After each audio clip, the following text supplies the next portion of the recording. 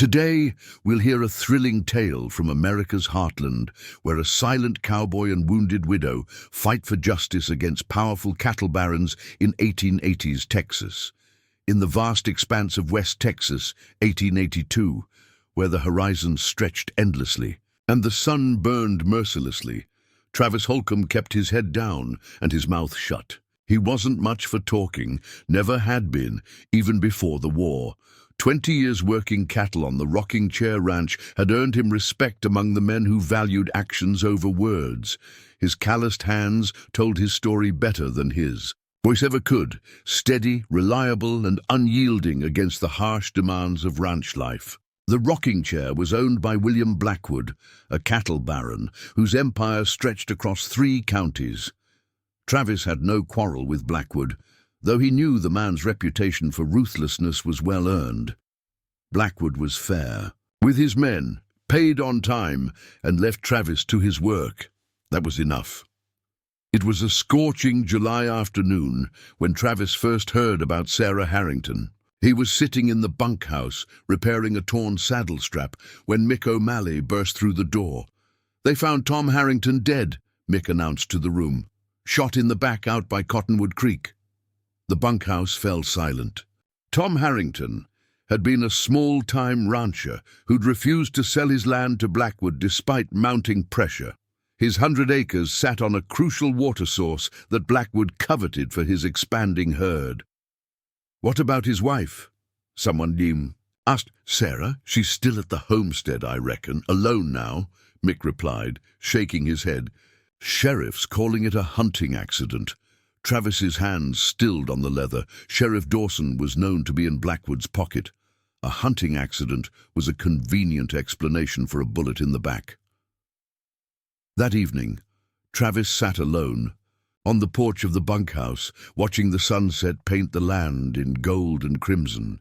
He'd known Tom Harrington slightly, had helped him round up strays once when passing by his small spread. Tom had been determined to make his ranch work, to build something for his wife Sarah, a city woman from Boston who'd followed her husband west with dreams of their own piece of Texas. 3 days later, Travis rode into town for supplies. In Mason Creek was little more than a dusty main street with wooden buildings lining either side, a general store, saloon, small hotel, blacksmith, and the sheriff's office. As Travis tied his horse outside the general store, he noticed a woman emerging from the bank. Even from a distance, he recognized Sarah Harrington. Her face was partially hidden beneath a bonnet, but he could see a dark bruise blooming on her cheek. She walked with difficulty, one hand pressed against her side as if nursing an injury. As she passed him, their eyes met briefly. Travis saw something in her gaze that struck him to the core. Not just grief, but a determination that burned through her pain. Inside the general store, the shopkeeper's wife was gossiping with another customer. "Poor Mrs. Harrington," she was saying. "First her husband, now this. They say she fell from her horse, but Bessie, who helps at Dr. Morgan's, says she looked like she'd been beaten something awful." Blackwood's men. Who else? They want that land, and now that Tom's gone... Travis gathered his supplies in silence, his mind turning over what he'd heard. It wasn't his business. He had a good position at the rocking chair, steady work that kept him fed and housed. Getting involved in Blackwood's affairs would only bring trouble. That night, he couldn't sleep. The image of Sarah Harrington's bruised face kept appearing in his mind. By dawn, Travis had made his decision. He saddled his horse and rode out before the rest of the bunkhouse stirred. The Harrington place was a modest homestead, a small cabin with a barn and corral, nestled against a rise that sheltered it from the worst of the winds. A thin wisp of smoke rose from the chimney as Travis approached. He dismounted carefully, aware that a woman alone might be justifiably wary of unexpected visitors. He knocked on the door and waited. When Sarah Harrington opened it, she had a shotgun in her hands. "Mrs. Harrington," Travis removed his hat. "I'm Travis Holcomb. I work at the rocking chair." Her eyes narrowed.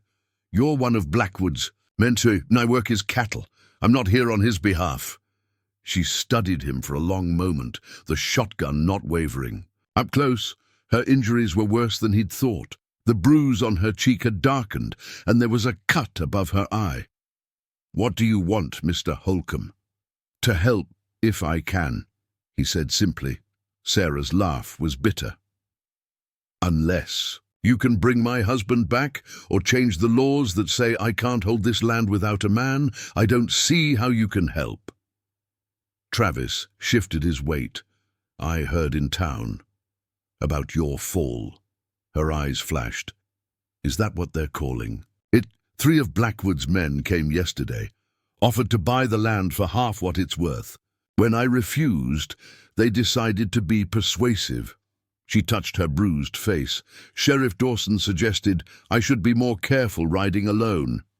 "I'm sorry," Travis said, meaning it. "Sorry doesn't keep this ranch," she replied sharply. Dant then sighed. "What is it you really want, Mr. Holcomb?"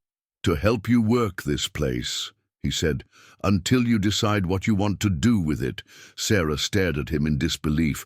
"Why would you risk your job, your reputation?" "Sure." Travis looked past her to the small, neat cabin that represented Tom Harrington's dream. "Some things are more important than a job." After a long moment, Sarah lowered the shotgun. "I can't pay you." "I'm not asking for pay." "Blackwood will come after you too." Travis nodded. He knew the risk he was taking. "I expect he will." Sarah studied him, her brown eyes assessing. Finally, she stepped aside. "There's coffee on the stove, Mr. Holcomb. I suspect we have a lot to discuss." That morning marked the beginning of their unlikely alliance. Travis gave notice at the rocking chair, collecting his few possessions and his last pay. The key foreman, a fair man named Ellis, didn't ask questions but offered a warning. "Blackwood won't take kindly to you helping the Harrington widow. He wants that water access." "I know," Travis replied.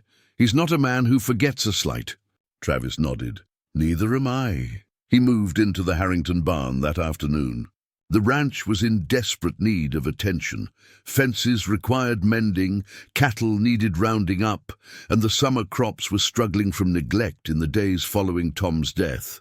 "Are you enjoying our story? Tell us where you're watching. Our videos from. Leave your city in the comments and what kinds of stories you enjoy most. Suggest a story for us to tell next." For the next 2 weeks, Travis worked from sunrise to sunset. Sarah matched him hour for hour, her city hands growing calloused and sun-darkened. She was stronger than she looked and more determined than anyone Travis had ever met. In the evenings, they would sit on the porch, too tired for much conversation, but gradually building a cautious trust. Sarah spoke little of her past in Boston, but Travis gathered she'd left behind a comfortable life to follow Tom West. Her refined accent slipped through occasionally, especially when she was tired or frustrated. "But Tom believed in this place," she told Travis one evening as they watched the stars emerge. "He said we were building something that would last generations." Her voice caught. "We were going to start a family this year." Travis had no words of comfort to offer. Instead, he said, "We'll get the north pasture fence finished tomorrow. Then we can move the cattle to better grazing." She gave him a small smile, understanding his practical response for what it was, a promise to help preserve what her husband had started. Word spread quickly that Travis Holcomb had taken up with the Harrington widow. In Mason Creek, opinions were divided. Some admired him for standing against Blackwood's intimidation, while others thought him a fool for risking the cattle baron's wrath. The confrontation, when it came, was inevitable. Travis was in town for supplies when 3 of Blackwood's men cornered him outside the general store. He recognized them as the rougher elements of the rocking chair crew, men who did Blackwood's dirty work. Holcomb, the leader, a scar-faced man named Reeves, stepped forward. "Mr. Blackwood wants a word with you." Travis set down his purchases. "He knows where to find me." Reeves stepped closer. Maybe you don't understand. That wasn't a request. I understand just fine, Travis replied evenly. And tell Blackwood if he wants to talk, he can ride out to the Harrington place, in daylight, alone. Reeves's face darkened. You've forgotten who runs this county, Holcomb. No, Travis said. I'm just not interested in his running. The first punch came from the left, a wild swing that Travis sidestepped easily. The second caught him in the ribs, driving the air from his lungs. He fought back with the quiet efficiency of a man who'd survived a war and 20 years of ranch work. When it was over, 2 of Blackwood's men lay groaning in the dirt, and Reeves was nursing a broken nose. Travis gathered his supplies, nodded to the onlookers who had gathered, and mounted his horse. Like I said, he told Reeves, Blackwood knows where to find me. He rode back to the Harrington place with a split lip and bruised knuckles. Sarah took one look at him and ushered him inside, where she cleaned his wounds with gentle hands. This is just the beginning, she said softly. They won't stop. I know, Travis replied. Why are you doing this? She asked, the question that had been between them for weeks. You barely knew Tom. You don't know me at all. Travis considered his answer carefully. During the war, I saw what happens when men with power decide they can take whatever they want. I swore I wouldn't stand by and watch it happen again. Sarah's eyes softened. You're a good man, Travis Holcomb. I'm trying to be, he answered honestly. William Blackwood arrived the next morning, as Travis had expected. He came alone, riding a magnificent black stallion, dressed like a man who wanted to display his wealth and power. Travis met him in the yard, while Sarah watched from the porch, shotgun in hand. Holcomb, Blackwood nodded. You've caused quite a stir. Not my intention, Travis replied. Then what is your intention? Blackwood dismounted, tying his horse to the hitching post. You were a good hand, reliable. I respected that. I appreciate the work over the years, Travis said. But this is where I am now. Blackwood glanced towards Sarah, then back to Travis. Is it the widow? Because if you're thinking with what's in your pants instead of your head, it's not that. Travis cut him off sharply. Then what? This land? I'll pay you double what I offered her. You can have a foreman's position back at the rocking chair. Travis shook his head. This land belongs to Mrs. Harrington. It's not for sale, not to you, not to anyone unless she decides to sell. Blackwood's face hardened. You're making a mistake, Holcomb. This isn't just about 100 acres. This is about who sets the rules in Mason County. Maybe that's the problem, Travis replied. One man shouldn't set all the rules. Fine, Blackwood said. Coldly. Have it your way, but remember, I offered you a fair chance. He mounted his horse and looked down at Travis. You and the widow won't last the month. After Blackwood rode away, Sarah joined Travis in the yard. What now? She asked quietly. Now we prepare, Travis replied, because he'll be back, and not alone. The next weeks were tense. With anticipation, Travis reinforced the cabin and barn, creating defensive positions and storing water in case they were cut off from the creek. Sarah proved to be a surprisingly good shot, with both rifle and shotgun. During the day, they continued the work of the ranch, moving cattle, tending crops, repairing fences, but always with one eye on the horizon. Word reached them through a sympathetic shopkeeper in town that Blackwood was gathering men, not just ranch hands, but hired guns from as far away as Fort Worth. The message was clear. Blackwood was preparing to take the Harrington place. By force. Travis knew they couldn't face Blackwood's men alone. One night, after dinner, he broached the subject with Sarah. We need to reach out to the other small ranchers, he said. Blackwood's been pushing them all, buying land, cheap or forcing people out. If we stand together, Sarah considered this. Tom tried that. No one would join him. They're too afraid of Blackwood. That was before, Travis pointed out. Now they've seen what happens. A man shot in the back, a widow beaten. Next time it could be any of them. The following day, they rode together to visit the Sai, neighboring small ranches. The reception was mixed. Some ranchers shut their doors, unwilling even to speak with them. Others listened but refused to commit.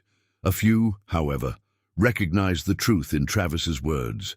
Blackwood's been squeezing me for 3 years, said Eli Jensen, whose small spread bordered the western edge of the Harrington place, damming up water, letting his cattle trample my crops. If we don't stand now, there won't be any of us left in 5 years. By the end of the week, they had assembled a loose alliance of 8 small ranchers and farmers. It wasn't much against Blackwood's resources, but it was a start.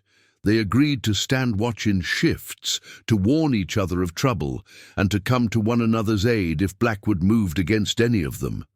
As they rode back to the Harrington place after the last meeting, Sarah seemed thoughtful.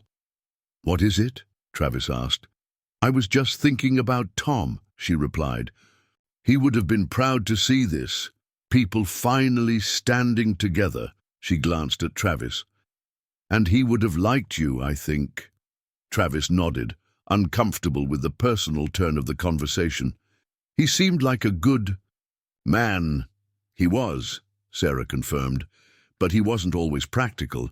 He had big dreams, but sometimes missed the details." She smiled slightly. "You're different that way. You see what needs doing and you do it, without fuss." They rode in silence for a while before Sarah spoke again. "I never thanked you properly, Travis, for everything you've done." "No need," he replied. "There is," she insisted. "Andre, you risked everything to help a stranger. That deserves thanks, at the very least." Travis adjusted his hat, hiding his expression. "We should check the south fence line before dark," he said, changing the subject. "I thought I saw a weak spot yesterday." Sarah smiled, understanding his discomfort with gratitude. "Yes, let's do that." As August gave way to September, tension mounted in Mason County. Blackwood had brought in more men, and his riders were frequently seen patrolling the borders of the Harrington property. There were small incidents. Cattle scattered, a warning shot fired over Travis's head while he was mending fences, supplies mysteriously damaged in town before they could be delivered. Then came the water dispute. Blackwood's men dammed Cottonwood Creek upstream from the Harrington place, cutting off their primary water source during a particularly dry spell. Travis and 2 of their allies rode out to investigate and were met by 6 armed men who made it clear that removing the dam would be considered an act of war. Travis returned to Sarah with the news. "We can't let this stand," he said. "Without that water, both the crops and cattle will suffer. By next week, we'll be in serious trouble." Sarah nodded grimly. "So this is his move, not a direct attack, but trying to starve us out." "It's clever," Travis admitted. "If we tear down the dam, we're the aggressors. If we don't, we lose everything anyway." That night, they called a meeting of their small alliance. After hours of debate, a plan emerged. While Blackwood's men were watching the dam, expecting a frontal assault, Travis and 3 others would create a smaller diversion channel a quarter-mile upstream, redirecting enough water to sustain the Harrington place without directly confronting Blackwood's men. The plan worked, but only temporarily. Within days, Blackwood's men discovered the diversion and destroyed it, posting armed guards to prevent any further attempts. The message was clear. Blackwood was escalating the conflict. In town, tensions were rising as well. Mason Creek was effectively divided, with most businesses fearful of defying Blackwood, but increasingly uncomfortable with his tactics. The situation came to a head when the local newspaper editor, a courageous man named Palmer, published an editorial questioning whether the county was governed by law or by William Blackwood's whims. 2 days later, the newspaper office burned to the ground. The fire was the turning point. Even those who had tried to stay neutral could no longer ignore Blackwood's methods. When Travis and Sarah rode into town the following day, they found a changed atmosphere. People who had previously avoided them now offered greetings. The general store owner extended credit without being asked. Even Sheriff Dawson looked uncomfortable when he passed them on the street. "Something's changed," Sarah observed quietly as they loaded supplies into their wagon. "People have limits," Travis replied. "Blackwood's reached them." They were preparing to leave when a messenger arrived from the telegraph office with a telegram for Sarah. She read it with widening eyes, then handed it to Travis. "It's from my father in Boston," she explained. "He's coming to Texas with lawyers." Travis read the telegram. Arriving September 15th. Stop bringing. Legal team, stop. Do not surrender property. Stop, father. Your father is a lawyer, Travis asked. Sarah nodded. "One of Boston's most prominent. I wrote to him after Tom died, but I didn't expect." She took a deep breath. "This changes everything." Travis considered this new development. "If we can hold out until the 15th, that's only 10 days away," Sarah said, hope creeping into her voice for the first time in weeks. They returned to the ranch with renewed determination. The news of Sarah's father's imminent arrival spread quickly through their small alliance, bolstering spirits, but it also reached Blackwood, and the effect was immediate and alarming. That night, a rider from one of the Allied ranches galloped into the Harrington yard with urgent news. Blackwood had assembled his men. They were preparing to move against the Harrington place at dawn. He knows he's running out of time," Travis said grimly. "If your father arrives with Eastern lawyers and starts legal proceedings, Blackwood loses his advantage." Sarah's face was pale but resolute. "Then we need to hold out for 10 days. 8, Travis corrected. "We need to get you to the train station to meet your father. It'll take 2 days to reach Fort Worth safely." They sent riders to alert their allies, and by midnight, the 14 men had gathered at the Harrington ranch. It wasn't much against Blackwood's forces, but they were determined. Travis organized them into defensive positions around the property, with clear lines of fire and escape routes if things went badly. As dawn approached, Sarah found Travis checking the defenses one last time. "Travis," she said quietly, "if this goes wrong—" "It won't," he interrupted. "But if it does," she insisted, "I want you to know that whatever happens, you've already changed things here. You stood up when no one else would." Travis looked at her for a long moment. In the grey, pre-dawn light, with her hair loose around her shoulders and determination in her eyes, she was beautiful in a way that went beyond mere appearance. She embodied everything he'd come to admire: courage, resilience, and an unwavering sense of right and wrong.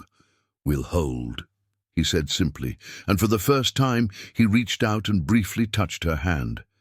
The attack, when it came, was more measured than they had expected, rather than a frontal assault. Blackwood's men established positions surrounding the ranch, effectively placing it under siege. Occasionally, shots were fired at anyone who showed themselves, but there was no major push forward. "He's trying to wait us out," Travis realized by midday. "He knows we have limited supplies. If he can keep us pinned down for a few days, then my father will arrive to find me gone or worse," Sarah finished grimly. By the 3rd day of the siege, their situation was becoming desperate. Water was running low, and they had no way to tend to the cattle or crops. 2 of their allies had slipped away during the night, unable to sustain the standoff. Those who remained were tired and increasingly discouraged. That evening, a rider approached under a white flag. It was Sheriff Dawson, looking distinctly uncomfortable in his role as Blackwood's messenger. "Mrs. Harrington," he called from a safe distance, "Mr. Blackwood proposes a meeting, just you and him, to discuss terms." Sarah stepped onto the porch, Travis beside her. What terms?" she called back. "He's prepared to offer you safe passage out of the county. You can take your personal belongings and a fair price for the land." Sarah's laugh was bitter. "And my friends, what happens to them?" The sheriff shifted in his saddle. "They can go too, provided they cause no further trouble." "And Travis Holcomb?" she demanded. There was a telling pause. "That's a separate matter." Travis placed a hand on Sarah's arm. "It's a trap," he said quietly. "He gets you alone. Anything could happen." "I know," she replied, "but we're running out of options." To the sheriff, she called, "Tell Mr. Blackwood I'll meet with him, but not alone. Travis Holcomb comes with me, and we meet on neutral ground, the church in town, with Reverend Collins present." "May?" The sheriff hesitated, then nodded. "I'll deliver your message, noon tomorrow." After he rode away, Travis turned to Sarah. "You know it's still likely a trap." "Yes," she agreed, "but it buys us time, and it moves the conflict into town, where there will be witnesses." She looked up at him. "And I trust you to watch my back." That night, they made careful preparations. They selected their most reliable allies to accompany them to town, while the others would maintain the defense of the ranch. Travis cleaned and checked his revolver repeatedly, a habit from his war days before facing potential combat. Sarah found him on the porch just before dawn, staring out at the lightening sky. "Couldn't sleep?" she asked, joining him. "I've been thinking," he replied, "about what happens after." "After? If your father's lawyers succeed, if Blackwood backs down, what then?" Sarah was quiet for a moment. "I haven't thought. That far ahead, survival has been the only goal." She glanced at him.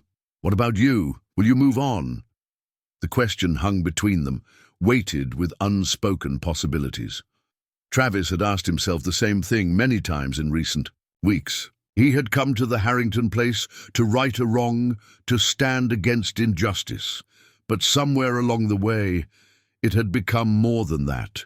This land, this fight, Sarah herself, had become important to him in ways he hadn't anticipated. "And I don't know," he answered honestly. "Depends on what's needed here." Sarah nodded, understanding what he wasn't saying. "Well, whatever happens, you'll always have a place here, Travis. I want you to know that." As the sun rose, they prepared to ride into town. Their small party consisted of Travis, Sarah, and 4 of their most trusted allies. They rode openly, making no attempt at concealment. Blackwood's men watched them pass, but made no move to interfere. Mason Creek was unusually quiet when they arrived. The main street was nearly deserted, with most businesses closed despite the hour. The church stood at the far end of town, its white steeple gleaming in the midday sun. Sheriff Dawson waited. Outside, along with Reverend Collins, a thin, serious man who had maintained a careful neutrality throughout the conflict. "Mrs. Harrington," the Reverend greeted them. "Mr. Holcomb, Sheriff Dawson has explained the situation. I've agreed to host this meeting in God's house, with the understanding that all parties will behave peacefully." "That's our intention," Sarah assured him. "Mr. Blackwood is already inside," the sheriff added.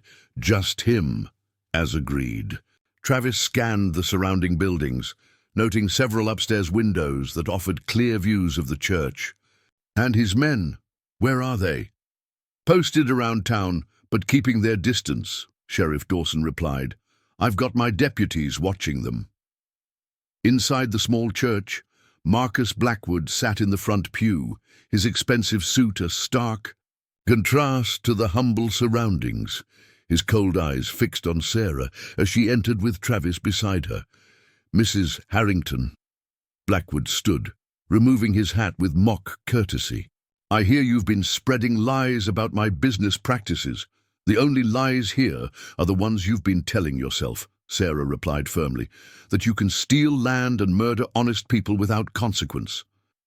Travis remained silent, but his hand rested near his gun.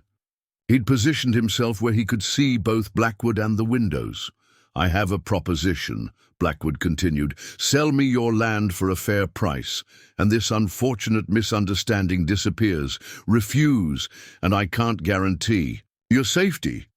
"That sounds like a threat," Reverend Matthews interjected. "It's a promise," Sarah said, stepping forward, "but not the kind you think, Mr. Blackwood. I've been to Austin, filed papers with the territorial government. Your forged deeds, your intimidation tactics, your murdered witnesses, it's all documented." Blackwood's composure cracked. "You have no proof." Travis finally spoke, his voice quiet but carrying clearly in the sacred space. "We do. Now." He pulled out a leather satchel, revealing documents and photographs. "Your man Garrett kept records. Thought they might protect him someday. Found them in his saddlebags after he tried to kill Mrs. Harrington."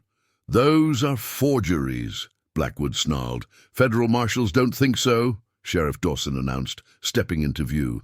"They're riding in tomorrow to arrest you.